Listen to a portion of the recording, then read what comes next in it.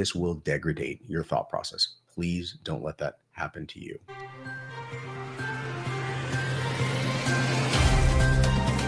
This episode is made possible by OIT VoIP. Find your best-in-class revenue generation for MSPs all over the world. Learn more via the link in the show notes.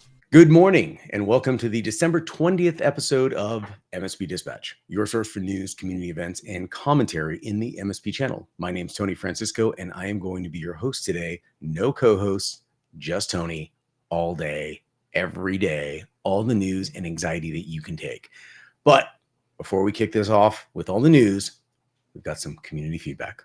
From Forbidden Era on YouTube, I think the headline should have been a bit more qualitative, as in this case, browser security or isolation isn't local sandboxing or local security at all. And this, at best, is a lame method at side channel exfiltration. It could be done with hidden, invisible images. Forget QR codes. You got clickbaited and shared it. Well, Forbidden Era, guess what? I didn't get clickbaited. You got clickbaited. Actually, it happens. And so what in this particular case, we have what I consider to be a combination of items where, in fact, you are absolutely correct. Looking back at the article, there could be other ways to do this, and the isolation of those particular ways was taken out of context. I love when people comment on this stuff, but do not confuse the fact that we also get confused with some flashy headline, and it's people like you that actually bring everyone to the right place. So thank you, thank you, thank you.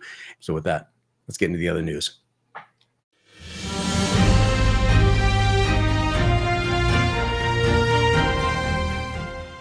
Jumping on my first story, Windows kernel bug has been exploited in attacks to gain system privileges in a story from bleepingcomputer.com. CISA has alerted U.S. federal agencies to secure systems against active exploitation of high-severity Windows kernel vulnerabilities, CVE 2024-35250 specifically.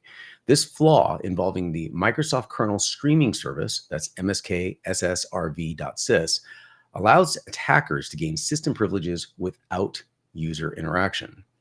First demonstrated at Pond to Own, Vancouver 2024, the bug was patched in June, but proof of concept exploit code emerged on GitHub months later.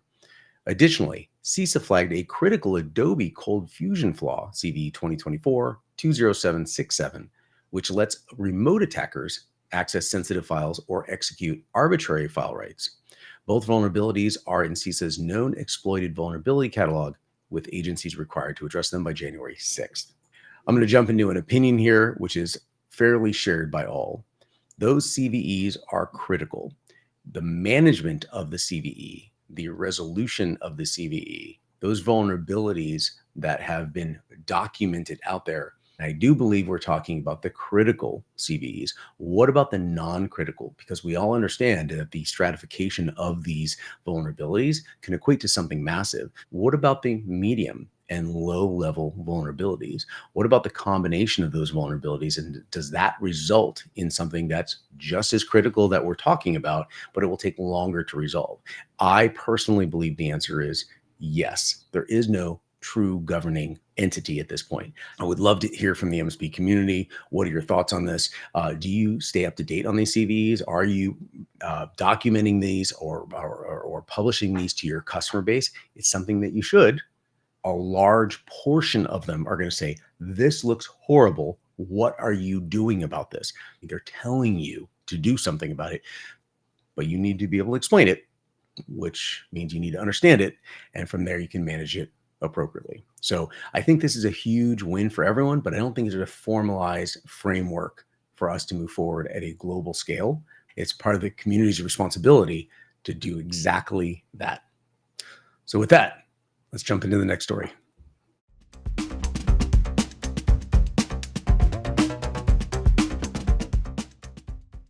OpenAI brings ChatGPT to your landline. Not something I thought I would ever say. In a story from TechCrunch.com, OpenAI has launched a new feature allowing users to access ChatGPT via landlines by dialing 1-800, of course, ChatGPT. Users can ask questions, receive real-time responses, and perform tasks like translation. OpenAI offers US users 15 minutes of free calling, after which the call automatically ends. Standard carrier fees may apply. Additionally, ChatGPT is now available on WhatsApp for text-based interactions. While the WhatsApp integration is straightforward, it has a daily usage limit and fewer customization options compared to the ChatGPT app. OpenAI plans to add features like image analysis and web search on WhatsApp in the future, emphasizing its goal to make AI more accessible across different platforms. We all have opinions about ChatGPT, Grok, Claude, you name what it's going to be. We all have our opinions on the different flavors of AI. We all have our opinions on AI as a whole.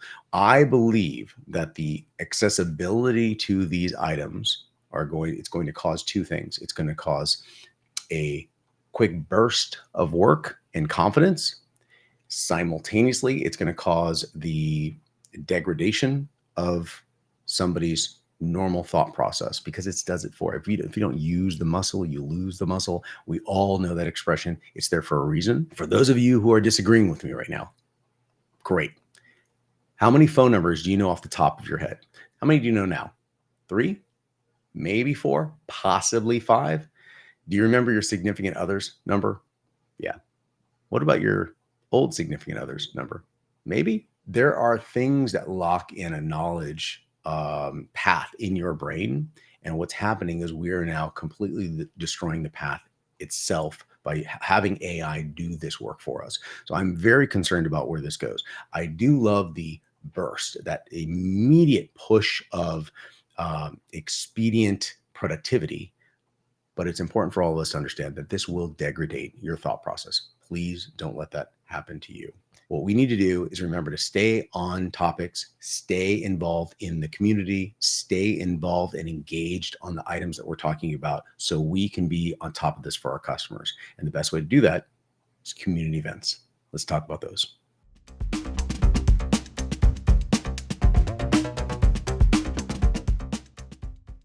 December 20th at 12 p.m. noon Eastern Standard Time, another virtual event, Tidings of Troubles and Triumphs, a virtual year-end MSP project gathering presented by Movilla.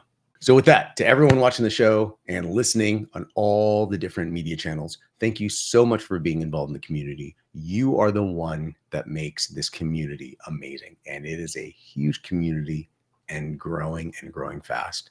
So with that, to everyone out there, please stay educated and be safe. Until next time. If you found this episode eye-opening, catch more MSP Dispatch at 10 a.m. throughout the week.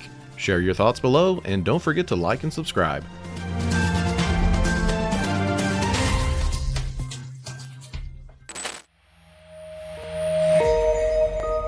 This has been a broadcast of the MSP Media Network.